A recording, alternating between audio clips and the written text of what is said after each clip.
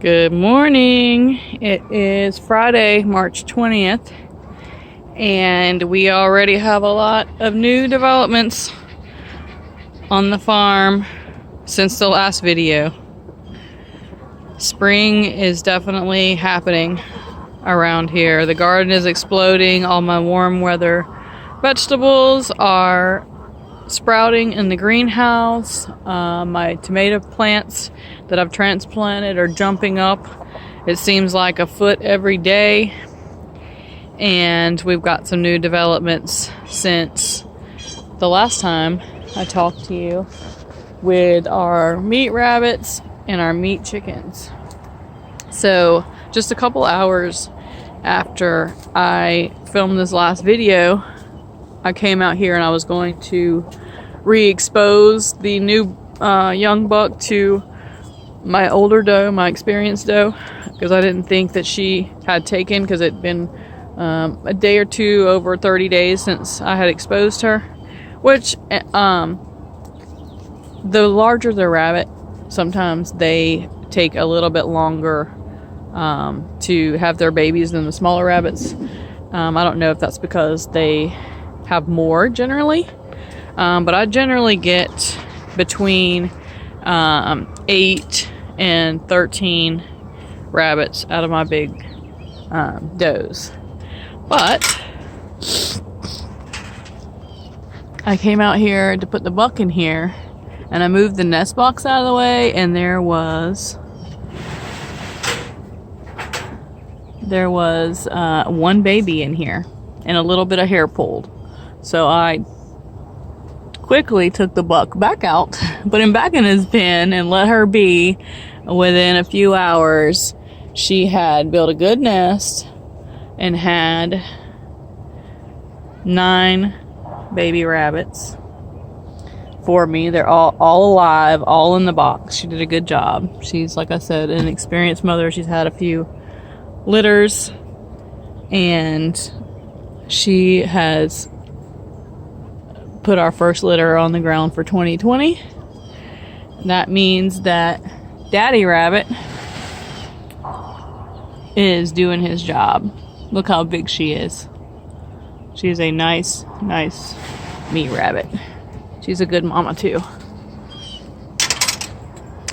So the golden doe, so I have the 2 new does over here that I saved back for the breeding season, and I thought that the golden doe felt like she was pregnant, but I just came out here, and the other brown doe, the new brown doe, is feverishly building her a nest.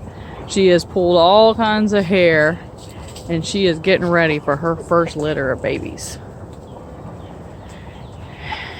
And so far, my gold doe, she keeps snatching her nest box apart, and she's also super feverish and busy making her a nest right now. She hasn't pulled hair yet, but I think that's what she's doing, and she's getting ready to build a nest for some babies.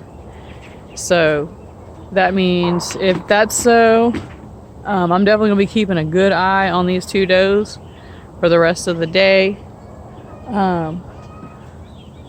to see, because these are first timers, so make sure that they get them in the box and none's on the wire. And I may end up moving my buck to a different pen just to give them a little bit more privacy and feel a little less threatened. But he's doing his job. He's putting babies on the ground. He's successful. I didn't know. Hadn't really witnessed him do a successful fall off, but I really wasn't paying much attention. I figured we'd have a month of a curve here while he's getting used to his job. But apparently he jumped right into the role and made some stuff happen. So look at that big old girl over there. You can see how busy they are right now. They're just... See all the hair in that box? They're just ready to rock.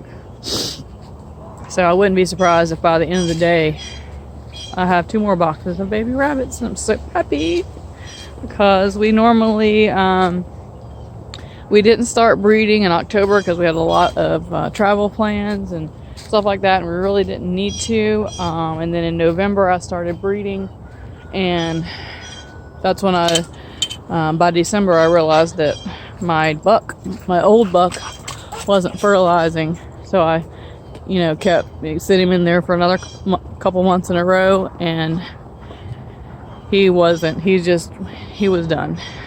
was a few years old when I got him, and I've been using him for a few years, so it was time to get a new buck. And I always like to get an outside buck and breed my own does. And I didn't show you this the other day. So this is my chicken tractor. If you've seen some of my other videos, is where I raise my broilers, where I also raise up my turkeys so that I can move them around and put them on fresh grass. You can see where they were at right there, and I moved them over here, and then tomorrow I'll move them back in that corner right there where all that tall grass is, and keep knocking down the grass with that tractor and letting them have a field day. But right now we have the pullets that we've been buying for this year, for some fresh pullets. So I have only about 9 standard hens right now of the big chickens that are laying. I like to keep about 12, but a couple months ago I had a dog get into my chicken yard, and then I had a hawk attack, so that's why I only have 9 right now. And so back in December or January, my feed store started bringing in ordering baby chicks and having chicks available. So we got 6 of them then, and they didn't have the Americanas. They just had brown egg layers. So we got, and the Americanas lay the blue and the green eggs. So we got 2 barred rocks, 2 buff Orpingtons. So barred rock, the gold ones are the buff Orpingtons, and then these red ones, I got 2 of them, and they are Rhode Island Reds. There's a barred rock. And then when they got the Americanas in, we went back and got 4 Americanas. And you can see that one that's standing up in the corner looks just like my pure Americana hens. I still have my flock right now. So these are my new pullets, and they are about to get moved to a juvenile pen. I have a big long pen that I keep we used to have pheasants in it at one point, but now I just use it for juvenile pen, or if I need an extra mama pen for a mama to raise up her babies. When she goes broody, I just keep that over there. And so I'll put them in that pen in about 2 weeks whenever I move my broilers into here. I'll put them in there, and I'll probably let them stay in there for about a month, and then after that I'll start moving these bigger ones into the standard flock. So, and here is the view of the garden from this side of the yard, and this is where I got a whole big side yard over here is where I move my tractor around. But there is one more thing that is new that I'll show you in just a second. So look what the postman brought me yesterday, and these are my CornishX broilers. And I was supposed to get them about a month ago, and I had to postpone the delivery because I was going to be working out of town when they would be delivered. And I always put comments on my order to mark the box and say to hold them at the post office for me to pick them up, because I don't want them riding around in a hot mail truck or a cold mail truck, whatever the case may be, or left on my front door in the heat. But I guess when I changed my order, my comments got messed up because the postal carrier ended up picking them up and bringing them to my house. But my son was here yesterday. I had to go into work and check the mail and pay the bills and everything. So he was here and got them, and went ahead and got them into the house and fixed their box and set them up for me. So I've been ordering last 3 or 4 orders. I've been ordering my broilers from Valley Farms Hatchery in Muscle Shoals, Alabama. I like them. They have really good sales all the time. Sometimes they do free shipping. A lot of times I'll pay, under $1.50 a piece for them. They're good birds. They're healthy birds. I've never really had any losses. They generally send 1 or 2 extras, and they're just good, healthy birds. They do the job, and they don't have to travel far, because I'm in Jacksonville, Florida, and they're coming from Alabama. So they usually get here in 1 day, which is a lot less stress on the biddies. If they have to travel, the less distance they have to go.